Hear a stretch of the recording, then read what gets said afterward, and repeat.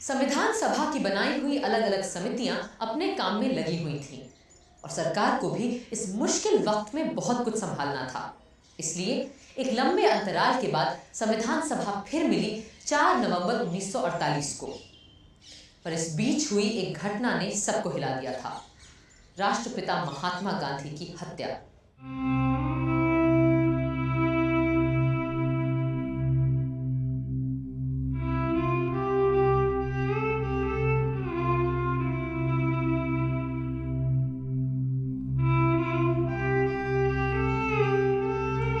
जाहिर है संविधान सभा में सबसे पहले बापू को श्रद्धांजलि दी गई और मौन रखा गया।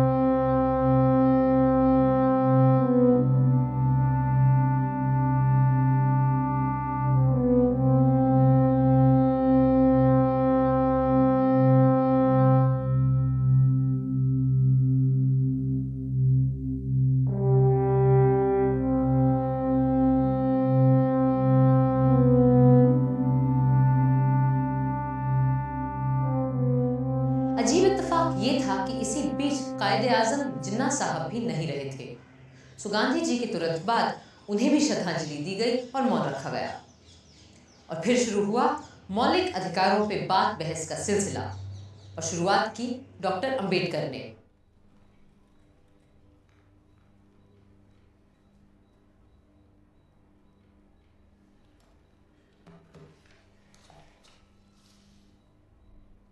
The most criticized part of the draft constitution is that which relates to the fundamental rights.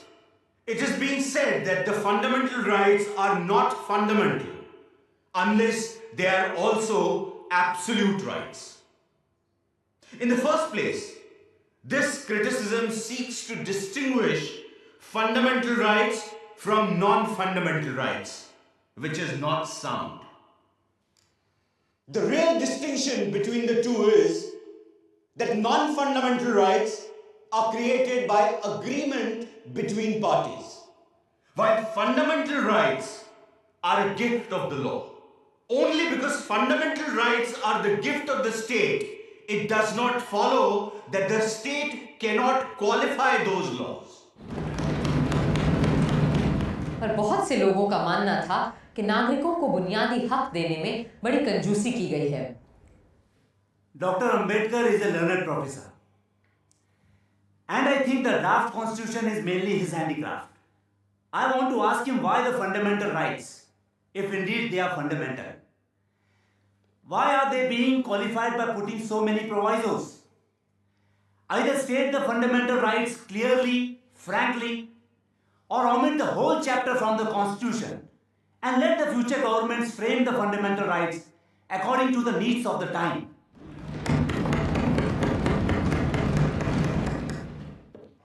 पिछली बैठक में जिन मौलिक अधिकारों को हमने तय किया था, उनके बारे में भी तरह तरह की शिकायतें की जा रही हैं कि हमने लोगों को बहुत कुछ नहीं दिया है। अब उसमें से भी हम कटौती करेंगे तो लोग बुनियादी हकों के नाम लेने पे भी हंसेंगे।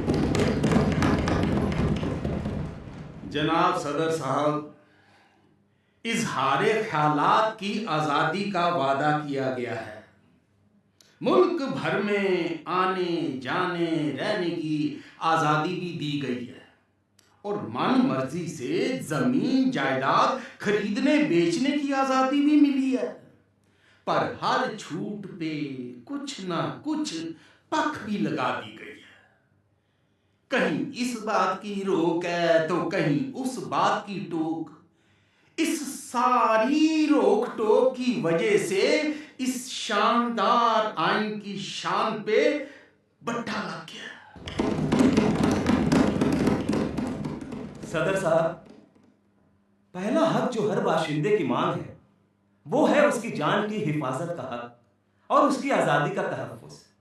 इंसान की अगली बुनियादी ज़रूरत है पढ़ाई लिखाई, जिसका हमारे इस बुनियादी हुकूक में कोई जिक्र ही नहीं है।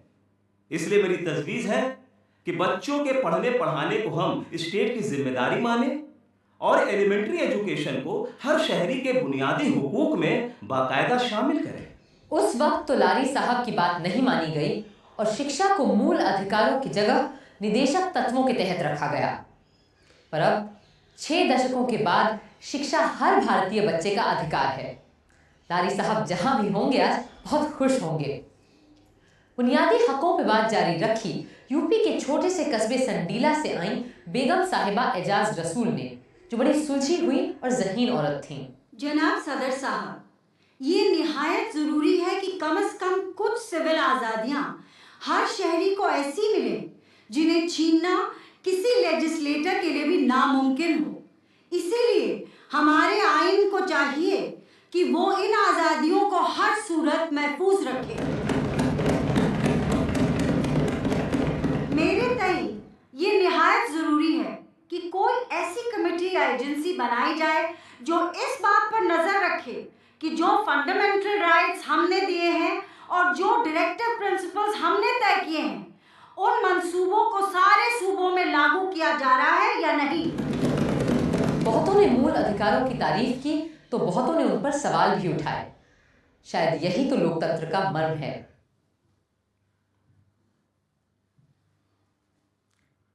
Sir, there are 2 novel things that are not there in any of the constitutions of the world. First of all, the eradication of untouchability. As a member of the so-called Harijan community, I welcome it. The second feature is the abolition of forced labor, begar. if there is any labor required for common purposes in the village. This most unfortunate fellow, the Harijan, is always caught hold of to do all menial and inferior service. These provisions will empower and integrate a community that has been outside the pale of society. Further protection is being provided by reservations. There are certain sections of people who say that no reservation is required, but all those who have seen the unfortunate plight of my community feel that reservation must be there, as already accepted by the Minorities Committee and also approved by this August Assembly. Sir. Shri Mahavir त्यागी हर मसले पर बहुत अलग विचार रखते थे, यहाँ तक कि मूल अधिकारों में माइनॉरिटीज के स्पेशल राइट्स और रिजर्वेशन पर भी। शेड्यूल कास्ट को माइनॉरिटी कहना और मानना बिल्कुल गलत है। वो माइनॉरिटी है ही नहीं, सिर्फ इसलिए कि मर्दमशुमारी में चंद गरीब तबकों की जातियों को एक साथ गिन लिया गया, वो शेड्यूल माइनॉरिटी बनने की बात करने लगे हैं। ये माइनॉरिटी सिर्फ कागजी माइनॉरिटी है और इससे बढ़ावा वो कुछ खानदान दे रहे हैं जो शेड्यूल माइनॉरिटी के नाम पर संसद और असेंबली में अपने लिए सीटें रिजर्व करवाना चाहते हैं। जो सचमुच के माइनॉरिटी थे वो सब सरहद पार करके वहां उस नए मुल्क में जा बसे। सर, अब ना कोई माइनॉरिटी रह गई है और ना अब किसी माइनॉरिटी के लिए कोई रिजर्वेशन रहना चाहिए। और सर, इसीलिए मैं आज हर शेड्यूल कास्ट वाले से, सिखों से, मुसलमानों से, दूसरी माइनॉरिटी वालों से, यहां तक कि हिंदुओं से यह अपील करना चाहता हूं कि अब वो किसी किस्म का कोई रिजर्वेशन ना मांगे। हम एक सेक्युलर स्टेट हैं और इसलिए हमें किसी मजहबी ग्रुप को या किसी जाति को कोई अलग हक देने का अधिकार नहीं बनता। हम किसी को भी दूसरों से अलग नहीं तोड़ सकते। हमारे लिए सब बराबर हैं।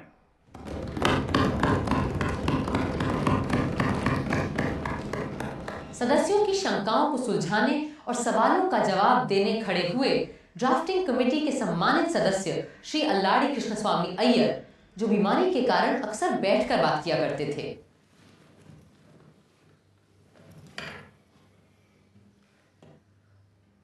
The great problem in providing for and guaranteeing fundamental rights in any constitution is where to draw the line between personal liberty and social control.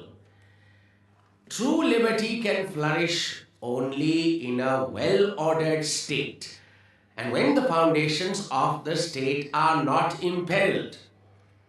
The problem of minorities has been solved by common agreement in a manner satisfactory to the various parties concerned, and the draft constitution merely seeks to give effect to the agreement reached. ज्यादातर लोगों ने इजहार ख्याल की आजादी के सिलसिले में सिर्फ राजनीतिक विचारों को सामने रखने के बारे में ध्यान दिया, एक्सप्रेशन या अभिव्यक्ति के दूसरे आयामों पर नहीं।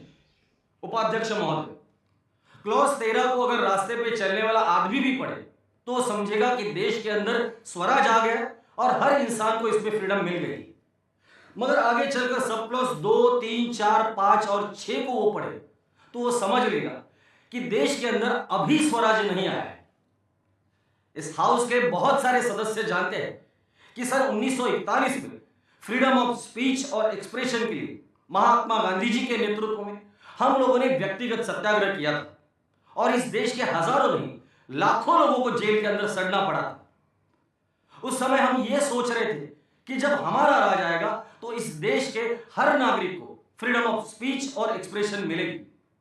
मैं आपको बताना चाहता हूं कि प्रांतीय सरकारों ने अभी बहुत से कानून बनाए हैं कि लोग आपस में बातचीत नहीं कर सकते और 5 या 7 आदमी इकट्ठा नहीं हो सकते, और जैसा ये क्लॉज इस समय है उसी तरह से अगर पास हो गया तो सब समाप्त हो जाएगा। वहीं सेठ दामोदर स्वरूप ने प्रेस की आजादी की बात भी उठाई। सर, यह आर्टिकल जिस तरह यहां आया है उसे बड़ी गड़बड़ तरह से लिखा गया है।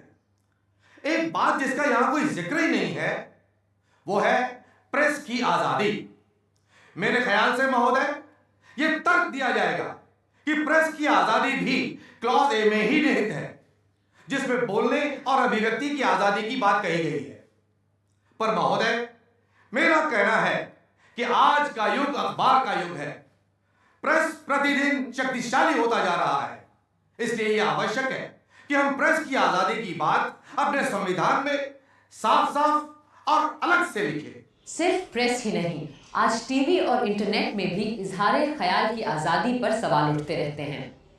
संविधान बनाते समय ही कॉन्स्टिट्यूशन को बनाने की लंबी प्रक्रिया के बारे में शंकर्स वीकली में छपे एक कार्टून को लेकर अभी हाल ही में कुछ लोगों ने अभिव्यक्ति की आज़ादी पर प्रश्न चिन्ह लगा दिए। हालांकि तभी प्रोफेसर के.टी. शाह जैसे विद्वान ने किसी भी माध्यम में अभिव्यक्ति की आज़ादी को सुरक्षित रखने की तरफ सबका ध्यान आकर्षित किया था। I beg to move that citizens shall have right to freedom of speech and expression, of thought and worship, of press and publication. Sir, मुझे नहीं पता कि बोलने की स्वतंत्रता को अभिव्यक्ति की स्वतंत्रता से अलग क्यों रखा गया है। मेरे विचार में तो बोलने और अभिव्यक्ति की आज़ादी एक दूसरे के बराबर की चीजें हैं। हाँ, पर शायद ऐसा इसलिए किया गया हो कि अभिव्यक्ति के दायरे में तस्वीरें और अन्य कला माध्यमों की चीजें भी आ जाती हैं जो शब्दों से अलग और बढ़कर हैं। पूरी बहस का जवाब देने खड़े हुए doctor Ambedkar. It has been said that the fundamental rights do not speak of the freedom of the press. In my judgment, the press has no special rights which cannot be exercised by the citizen in his individual capacity. The editor of a press or manager are all citizens, and therefore, when they choose to write in newspapers, they are merely exercising their right of expression. And in my judgment, therefore, no special mention is necessary for freedom of the press at all. अगर अधिकतर लोग आम आदमी की सोच रहे थे, तो कुछ लोग आदमी से ज्यादा औरतों की सोच रहे थे, और शायद जरूरत से भी ज्यादा। Sir, a lot has been said about common man, but in the draft constitution, there is no mention of women. I think the peculiar composition of the drafting committee, which consisted of people who have no domestic relations with women, made them nervous about touching on that point. Sir, from my experience as a parliamentarian and a man of the world, I think it would be wise to provide for a woman's constituency. If you give them a special constituency, they can have their scramble and fight among themselves without coming into the general constituency. Otherwise, we may at times feel weak and yield in their favor and give them seats which they are not entitled to. Chaudhary साहब को लगा था कि औरतें उनका मजाक चुपचाप सह लेंगी, और शायद उन्होंने नए भारत की नई महिला को ठीक से समझा नहीं था। Sir, the last speaker, Shri Rohini Kumar Chaudhary, the erstwhile champion and defender of women, who is against removing their social disabilities, spoke about special electorates for women. And in spite of the chivalry of the previous speaker, Indian women will not tolerate any such reservation in the Constitution.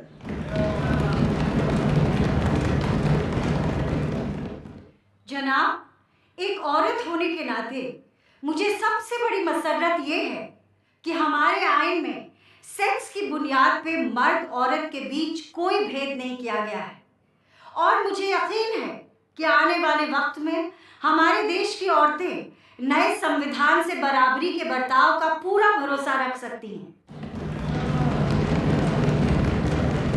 आज 6 दशकों बाद औरतें आरक्षण की मांग कर रही हैं, क्योंकि हमारे सदनों में महिला सांसदों की तादाद औरतों की आबादी के अनुपात में ना के बराबर है। आगे चलकर संविधान सभा में बात जब शस्त्र रखने के हक को लेकर हुई तो केवल सिखों को कृपाण रखने का अधिकार मिला। फौरन दूसरे लोगों ने अपने अपने रिवाजों की दुहाई देते हुए शस्त्र रखने के हक को मूल अधिकारों के तौर पर मांगा। आदिवासियों के नेता और नुमाइंदे श्री जयपाल सिंह के तेवर तो सबसे अलग थे। Sir, this matter of the Arms Act has been mischievously applied against the Adivasis. Let me give you the instance of the Orams. They are the fourth largest group of Adivasis in India. Just about now, there is a festival in which these Orams get together, walk in a procession, carrying arms and weapons like lathis, bows and arrows, and they go to various akhadas in the villages. Now this has been going on for centuries. Last year, all of a sudden, we were told that we should not carry any arms and weapons. Now I don't mind pointing out, there are several members sitting here who are from Bihar. They won't be able to get back to their homes if they're not escorted by these people with arms. Every 7 years, it is the custom in Chota Nagpur, during festivals like Era Sindra and Jani Shikhar, Adivasi women get together, dress as men, and hunt in the jungles. Now, this is the only occasion that allows these women to show their masculine prowess naturally. So they love to dress as their men do. They love to carry arms and weapons like their men do. Arms like lathis, bows and arrows, bhalas, and so forth. But according to this particular article in the Constitution, my fear is that upon seeing these women walking into the jungles with arms in their hands, the government might interpret that they were getting together for some kind of dangerous purpose. बहुत से सदस्य जो खुद अंग्रेजों की जेलों में रहे थे, लफ्ज देशद्रोह अर्थात सेडिशन को लेकर चिंतित थे। वो चाहते थे कि इंसान की आजादी किसी भी कीमत पर आसानी से नहीं छीनी जानी चाहिए। Sir, when the British were ruling, they often kept people in custody without bringing them to trial. We cried until we were hoarse that this went against a person's fundamental rights. Sir, this is a sacred right and it must be protected. It is said, emergencies may arise where this right may be denied. Even when emergencies arise, the High Court must have the power to ensure that the man is kept in detention only after proper trial. I would therefore request this assembly to see that provision is made in the fundamental rights that the liberty of every subject is protected.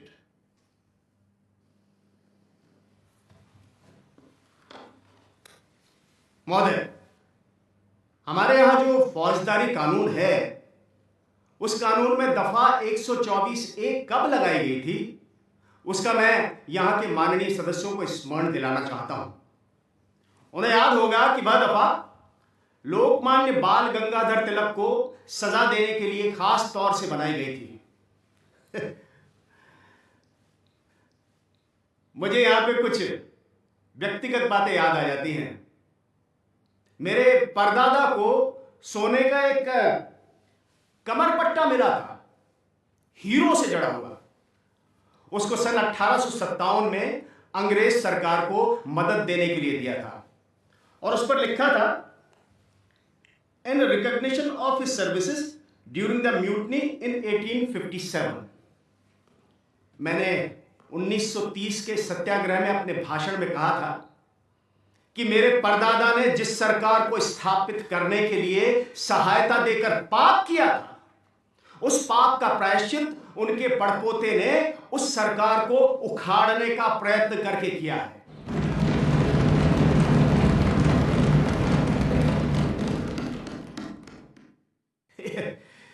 इस पर मेरे ऊपर 124A में मुकदमा चलाया गया और 2 वर्ष के लिए मुझे कड़ी सजा दी गई। कहने का मतलब यह है कि इस सभा के अनेक ऐसे सदस्य हैं जिनको इस 124A धारा के अनुसार सेडिशन में न जाने कितनी बड़ी बड़ी सजाएं दी गई थी। बड़ी खुशी की बात है कि हमको जब freedom of speech and expression इस उपधारा में दी जा रही है और अब इसमें से सेडिशन शब्द को भी उखाड़ फेंक दिया जाएगा। अफसोस है कि राजद्रोह या सेडिशन की धारा बरकरार रही और आज तक लागू है और इस्तेमाल भी की जाती है। उधर एडवाइजरी कमेटी में 2 दिन, सब कमेटी में 11 और संविधान सभा में पूरे 25 दिन के बहस मुबाहिसे गिले शिकवे के बीच हमारे मूल अधिकार तय हो ही गए और हर नागरिक को मिला समता, स्वातंत्र्य, संस्कृति, शिक्षा, जायदाद, शोषण से मुक्ति और संवैधानिक उपचार का अधिकार। बुनियादी हकों के अलावा एक अनोखी चीज शामिल हुई हमारे संविधान में, राजनीति के निदेशक तत्व, the directive principles of state policy. And then we should have food, health, education for all if possible. Idea तो बहुत अच्छा रहा सर, लेकिन how can we guarantee all this in the constitution? और वो भी इतनी बड़ी आबादी के लिए। Well, I was referring to an ideal situation in an ideal state. But in his Arthashastra, Kautilya has written that the king shall provide for orphans, the infirm, afflicted, helpless, the sick and the dying, with maintenance, and helpless expectant mothers and the children she will give birth to. हो सकता है हमारे बिहार में चाणक्य के ज़माने में ये सब पॉसिबल रहा हो, लेकिन अच्छा, suppose we cannot provide what we promised, then what? उसके लिए क्या सजा तजवीज़ करेंगे आप? Well, the question of punishment will only arise when we make these ideas into fundamental rights, which a court of law can decide on. But at least by incorporating these into directive principles, we can set ourselves up a dream destination which one day we will want to arrive at. And therefore it is my belief that future governments will find directive principles of state policy necessary. The idea is excellent. बल्कि इस तरह से हम उस वादे को भी पूरा कर पाएंगे जो 1928 की और पार्टी कॉन्फ्रेंस में हमने लोगों से किया था, जिसमें हर शख्स को हेल्थ, एजुकेशन और काम प्रोवाइड करने के साथ साथ हर जच्चा, बच्चा और बीमार की देखभाल करने का वादा भी किया गया था। लेकिन राव साहब, अपनी सब कमेटी के मेंबरान को ये सारी बात समझाने के लिए you will have to prepare a note like you always do. Absolutely, sir. I will. और यूं तय होने शुरू हुए राजनीति के निदेशक तत्व, the directive principles of state policy, यानी वो अधिकार जो भले न्यायालय के द्वारा लागू नहीं करवाए जा सकते, पर जो देश के शासन में मूलभूत हैं और जिनको लागू करवाना राज्य का कर्तव्य होना चाहिए। The principles set forth here are intended for the general guidance of the legislatures and the government of India. The application of these shall be the care of the state and shall not be cognizable by any court of law. The Union and all its units thereof shall direct its policies towards securing that all citizens, men and women, shall have adequate means of livelihood, equal pay for equal work, that all workers, children and women shall not be abused and exploited because of economic necessity, that the ownership and control of material resources of the community are so distributed as best to subserve the common good. और हर मजदूर को, वो चाहे कारखाने में काम करता हो या खेत खलिहान में, इतना रोजगार तो मिलना ही चाहिए कि वो अपना जीवन यापन कर सके और ढंग की जिंदगी जी सके, जहां उसे समाज और संस्कृति से जुड़ने की फुर्सत भी मिले। और ये कि विवाह सिर्फ औरत और मर्द दोनों की हामी से ही हो, और वैवाहिक जीवन में दोनों की बराबरी की मर्जी चले और दोनों के समान अधिकार हों।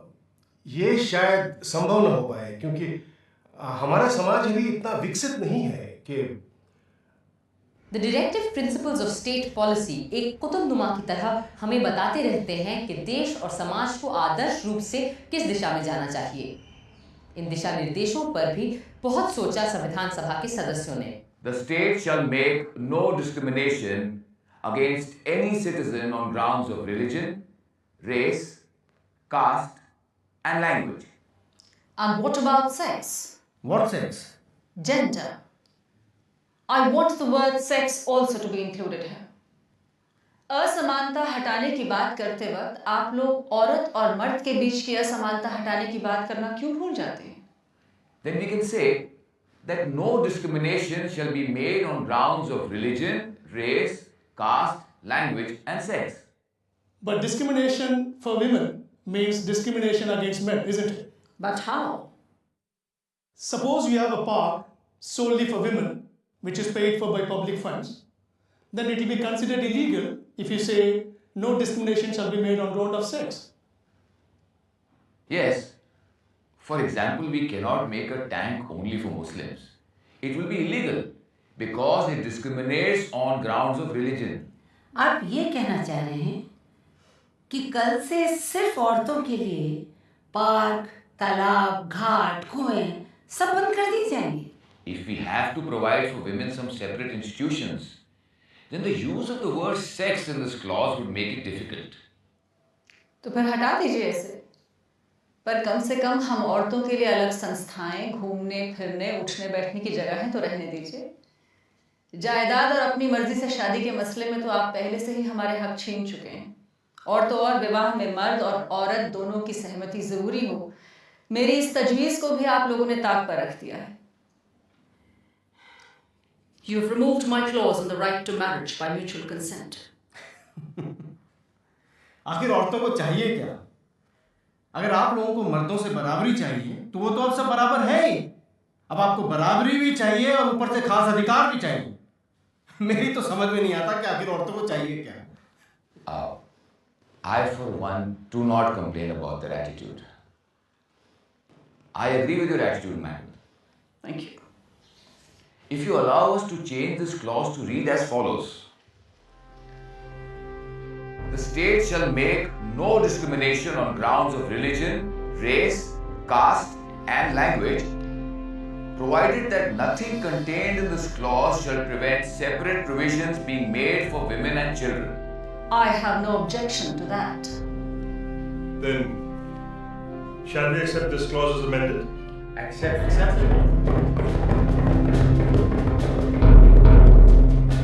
डॉक्टर अंबेडकर ने सभा में संविधान का मसौदा पेश करते हुए राज्य नीति के निदेशक तत्वों के बारे में लोगों को बताया। In the draft constitution, the fundamental rights are followed by what are called the directive principles. It is a novel feature in a constitution framed for parliamentary democracy.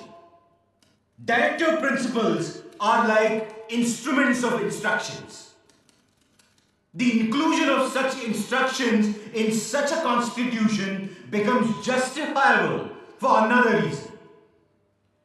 The draft constitution is not a contrivance to install any particular party in power, as has been done in some countries.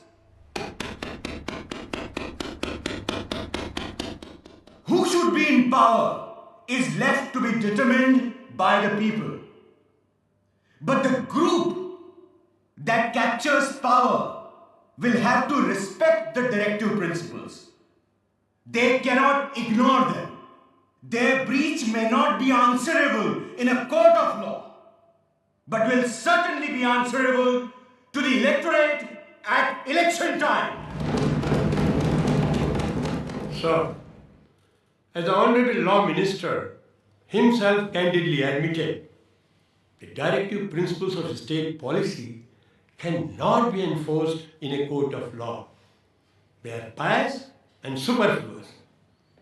If no legal remedy is provided, sir, it would be absolutely wrong to insert the so-called rights in the statute. I submit, if these principles of purely directive character be at all introduced in a statute, then I think there are other principles also which should equally be introduced. Say, for instance, don't ill-treat your neighbor. Don't tell a lie. There are 10 commandments in the Bible. Then there are other commandments in various other religions. And from practical life, they should also be introduced on the same principles.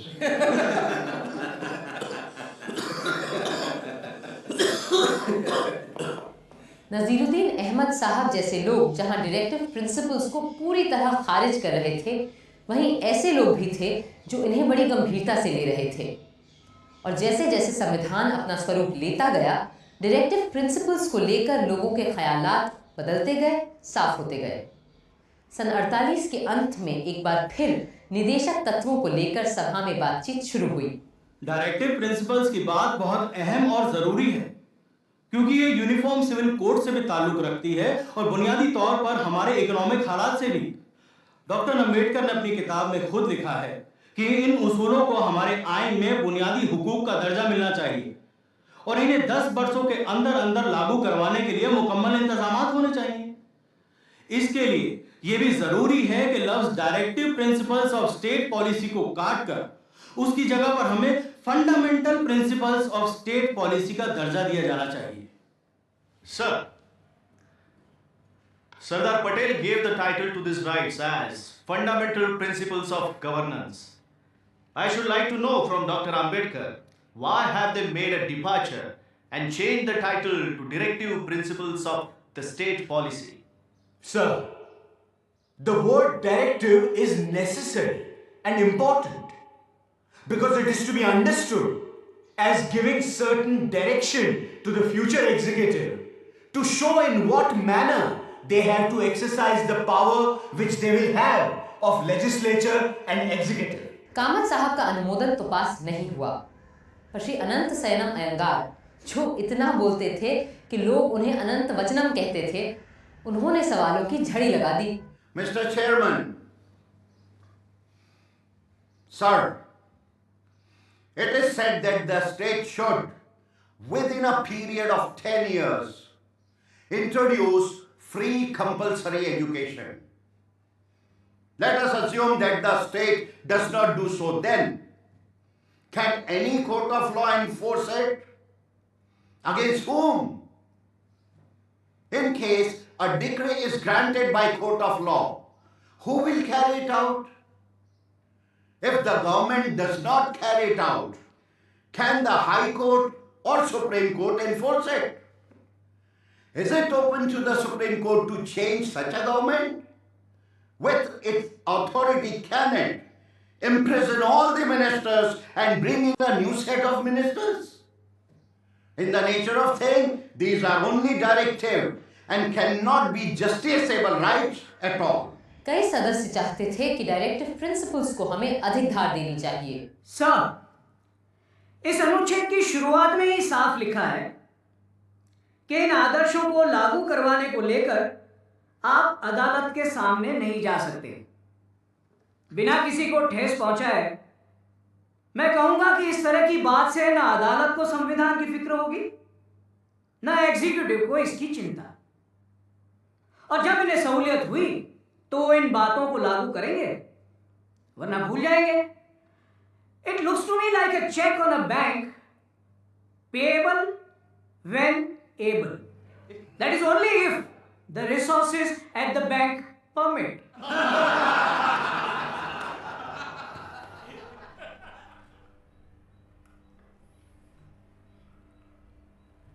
यह हमारे संविधान का एक बहुत ही अहम मुद्दा है और ये सिद्धांत हमें बार बार उन उसूलों की याद दिलाते हैं जो हमारे संविधान में शुरुआत से ही हैं, उसकी आत्मा में ही बसे हैं।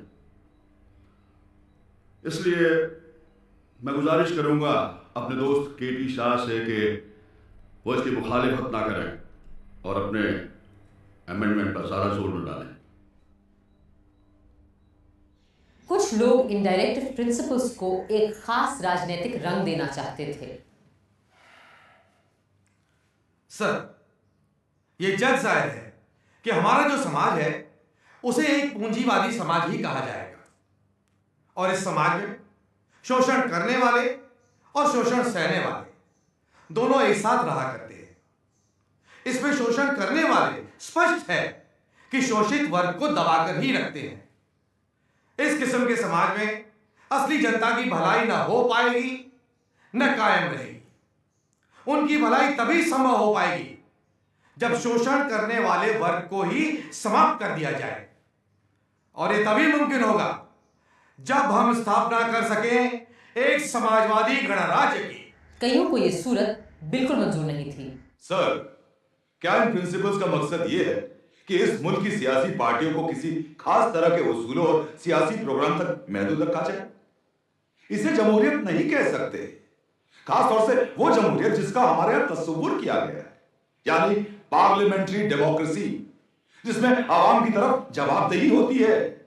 यह कॉन्स्टिट्यूशन महज एक फरमा है जिसे जो भी पार्टी सरकार की जिम्मेदारी संभाले इस्तेमाल कर सकती है, ताकि वो अपने प्रोग्राम, ख्यालात और उसूलों के मुताबिक उसे ढाल सके। शराब और नशेबंदी को लेकर बड़ी स्पिरिटेड नोकझोंक हुई सदन में, क्योंकि वहां दोनों किस्म के लोग मौजूद थे, पीने वाले और शराब से नफरत करने वाले। ऐसे में लोगों का थोड़ा बहुत बहक जाना तो लाजमी था। मुझे हैरत है कि जिस तरह से हमने अपना आइन लिखा है, इसमें नशाबंदी, दारूबंदी और शराब बेचने बनाने के बारे में कुछ कहा ही नहीं गया है। एक नया आर्टिकल हमें डालना चाहिए जिसमें ये साफ लिखा होना चाहिए कि स्टेट ये देखेगा कि शराब और दूसरी नशे की चीजों को बनाने, बेचने, लाने, ले जाने और पीने पर पूरी तरह से रोक लग सके। जनाब, मुझे उर्दू का एक शेर याद आता है, अगर इजाजत हो तो आप सबके सामने पेश करना चाहूंगा। इरशाद फरमाएं। इलाही हमसे मैं ख्वाबों को वो दुनिया अता होती जहां हुक्मन पिया करते, ना पीते तो सजा होती। मेरा कहना है कि हमारे संविधान में अगर शराबबंदी नहीं है तो इसमें गांधी जी भी नहीं है, क्योंकि जहां मैं और मदिरा होगी वहां गांधी जी नहीं हो सकते, और जहां गांधी जी होंगे वहां दारू नहीं हो सकती। और मुझे इस अमेंडमेंट से नहीं बल्कि उस जगह से एतराज है जहां संविधान में मेरे काबिल दोस्त इसे लाना चाहते हैं। पहली बार श्री महावीर त्यागी की बात से एक मत हुए doctor Ambedkar. If it is this matter of prohibition, then it has been agreed between myself and Mr. Tyagi that he will move an amendment, and I propose to accept his amendment. So the matter may be postponed until then. I submit that by the back door, there seems to be a collective attempt here to interfere with the religious rights of the most ancient people of this country, the Adivasis. I remember during our discussions in the advisory committee, Maulana Azad was pleased to put a direct question to me. And his question was, क्या ये मजहबी चीज है? Is this a religious matter? Now, sir, as far as the Adivasis are concerned, there's absolutely no religious ceremony, no religious festival that can be performed or celebrated without the use of rice beer. So pardon my saying so, but this amendment seems to be a vicious one. It seeks to interfere with my religious rights. So whether you put it in the constitution or not, I am not prepared to give up my religious privileges.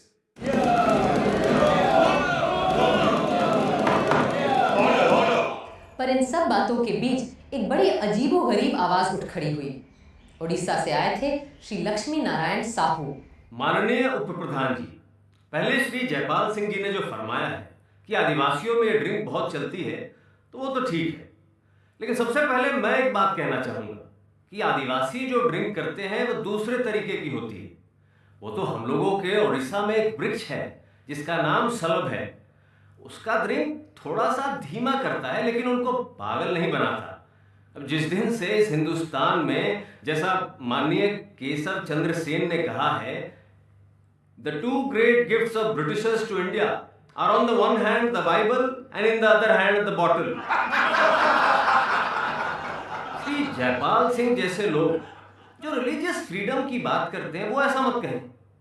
हमारे देश में सती की religious freedom थी, वो आज कहाँ चली गई? हमारे आदिवासियों में ह्यूमन सेक्रीफाइस जायज थी, लेकिन आज वो बुरी प्रथा मिट गई। आज गवर्नमेंट हमें ह्यूमन सेक्रीफाइस नहीं करने देती, और जो आदमी स्कूल में पढ़ने जाए उसे दारू नहीं पीनी चाहिए, क्योंकि पढ़ना और दारू पीना दोनों अलग अलग करना चाहिए। जो आदमी पढ़ता है वो दारू नहीं पीता। डॉक्टर अंबेडकर को ही पीने वालों और न पीने वालों में बीच बचाव करना पड़ा।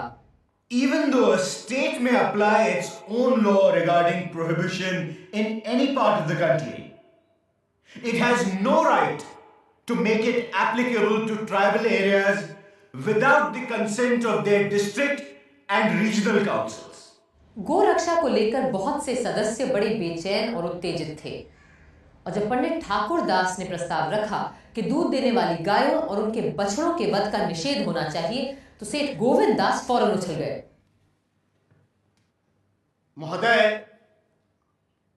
पंडित ठाकुरदास यह चाहते हैं कि गायों का और दूसरे उपयोगी जानवरों का वध निषेध हो।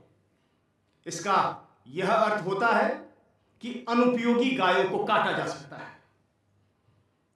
परंतु मेरे सुधार का अभिप्राय यह है कि जहां तक गायों का संबंध है, वहां तक गायें चाहे उपयोगी हो या अनुपयोगी हो, और गायों के अंदर सांड, बैल, बछड़े भी आ जाते हैं जो गायों से उत्पन्न होते हैं, उन सब का वध रोक दिया जाए। मैंने तो इस प्रस्ताव को फंडामेंटल राइट्स, मौलिक अधिकार में भेजा था, परंतु मुझे इस बात का दुख है कि वहां पर यह उस समय नहीं रखा जा सका, और उसका कारण यह बताया गया कि फंडामेंटल राइट्स, मौलिक अधिकार सिर्फ मनुष्य से संबंध रखते हैं, पशुओं से नहीं। इस देश के जो बड़े बड़े सांस्कृतिक प्रश्न इस विधान परिषद के सामने हैं, उनमें देश का नाम क्या रखा जाए, देश की राष्ट्रभाषा क्या हो, देश की राष्ट्र लिपि क्या हो, देश का राष्ट्रीय गान क्या हो, और देश में गौवध हो या बंद कर दिया जाए। जब तक इन प्रश्नों का निपटारा हमारी विधान परिषद इस देश की जनता की राय के अनुसार नहीं करेगी, तब तक इस देश की जनता स्वराज का कोई अर्थ नहीं समझ सकती। महोदय,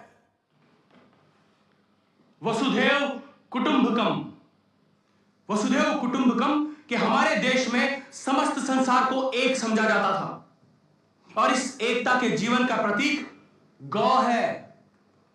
क्या हम इसका निर्वाह नहीं करेंगे? हम जो अपने करोड़ों देशवासियों के प्रतिनिधि हैं, यदि हमें अपने देश, समाज और संस्कृति की रक्षा करनी है, तो सबसे पहले हमें गौ रक्षा का व्रत लेना होगा। इन्हीं शब्दों के साथ मैं अपनी बात समाप्त करता हूं।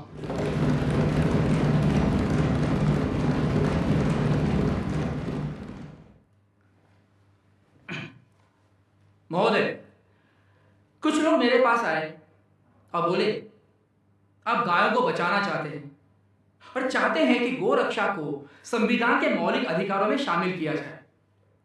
तो ये मौलिक अधिकार इंसानों का अधिकार होगा या गायों का संवैधानिक अधिकार माना जाएगा? मैंने उन्हें जवाब दिया और कहा, मान लो कि बात अगर गाय की नहीं तुम्हारी मां को बचाने की होती, तो तुम उसे किसका मौलिक अधिकार कहते? वो तेरी मां का अधिकार होता या तेरा? बोलो। मेरे लिए मेरी मां की रक्षा, मेरी पत्नी की रक्षा, मेरे बच्चों और परिवार की रक्षा उसी तरह मेरा मौलिक अधिकार है जैसे कि गाय की रक्षा। किंतु प्रोफेसर के.टी. शाह जैसे धीर गंभीर लोग किसी एक छोटे से नुक्ते को लेकर नहीं, बल्कि देश की बड़ी तस्वीर को लेकर चिंतित थे। साहब, इंडिया को एक सोशलिस्ट संघ कहना कतई सही नहीं होगा। मुझे तो लगता है कि हम और चाहे कुछ भी हो, सोशलिस्ट यानी समाजवादी तो है ही नहीं।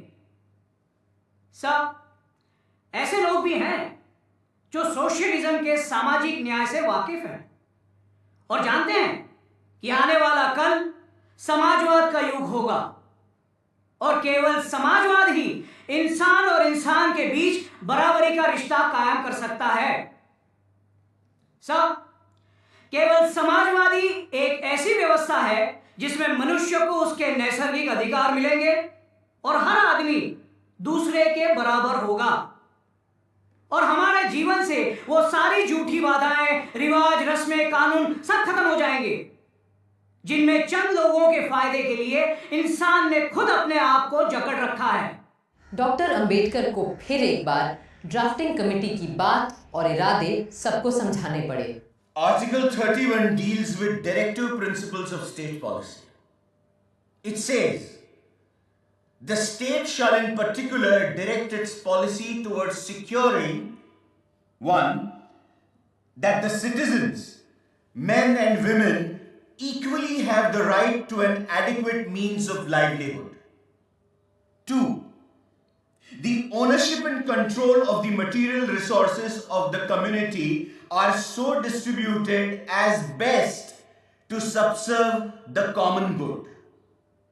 3, the operation of the economic system does not result in the concentration of wealth and the means of production to the common detriment. 4, that there is equal pay for equal work for both men and women. There are some other items more or less in the same strain. What I would like to ask is this. If these directive principles to which I have drawn attention are not socialistic in their direction and content, I fail to understand. Can socialism be any more than this?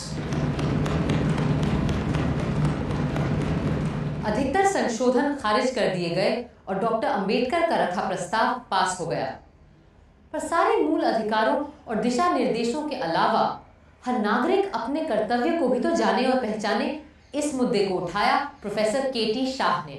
साहब, एक चीज ऐसी है जिसे इस वक्त भी संविधान लगभग बन चुकने के इस मोड़ पर भी मैं सभा के सामने लाना चाहता हूं। हमने संविधान में बार बार अपने हकों की बात की है, केवल अधिकारों की, जबकि अपने कर्तव्यों के बारे में हमने पूरे संविधान में एक शब्द भी नहीं कहा है। मैं इस सभा के सामने साफ कहना चाहूंगा कि एक विचारशील व्यक्ति, समाज, सदन के नाते अपने केवल अधिकारों की बात करते रहना और एक नागरिक के नाते समाज, संघ और देश के नाते अपने कर्तव्यों को भूल जाना सही नहीं है। मैं तो कम से कम यही कहूंगा कि एक नागरिक के प्रति राज्य के कर्तव्य जितने जरूरी हैं, उससे कम जरूरी नहीं है राज्य के प्रति नागरिक के कर्तव्य। हमें उनको भी अपने संविधान में फौरन शामिल करना चाहिए।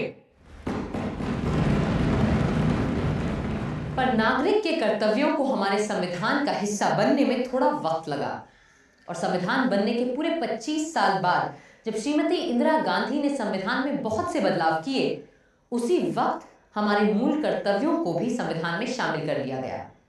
क्या आप जानते हैं हमारे मूल कर्तव्य क्या क्या हैं? चलिए मैं आपको उनका सार बताती हूँ। 1. संविधान का पालन, उसके आदर्शों और चिन्हों का आदर। 2. राष्ट्रीय आंदोलन के आदर्शों का पालन। 3. राष्ट्र की प्रभुता, अखंडता, एकता की रक्षा। 4. देश की रक्षा और सेवा। 5. धर्म, भाषा, प्रदेश, वर्ग से परे सभी की समरसता और समानता की भावना का निर्माण। 6. हमारी गौरवशाली संस्कृति का सम्मान और रक्षण। 7. प्रकृति पर्यावरण का रक्षण और संवर्धन। 8. वैज्ञानिक दृष्टिकोण और मानववाद का विकास। 9. हिंसा का त्याग और सार्वजनिक संपत्ति की सुरक्षा। 10. व्यक्तिगत और सामूहिक रूप से उत्कर्ष की ओर गमन। 11. माता पिता संरक्षक के रूप में बच्चों के लिए शिक्षा विकास की जिम्मेदारी। गाड़ी चाहे कितनी भी उम्दा क्यों ना हो, उसे चलाने वाला ड्राइवर ही सफर को अच्छा, बुरा, महफूज या खतरनाक बना देता है। इसी तरह कोई भी संविधान उतना ही अच्छा या बुरा हो सकता है जितना उसको पालन करने वाले बनाए। अब हमें अपने संविधान को कैसे बदलना है, इसका फैसला भी आपको और हमको ही करना होगा।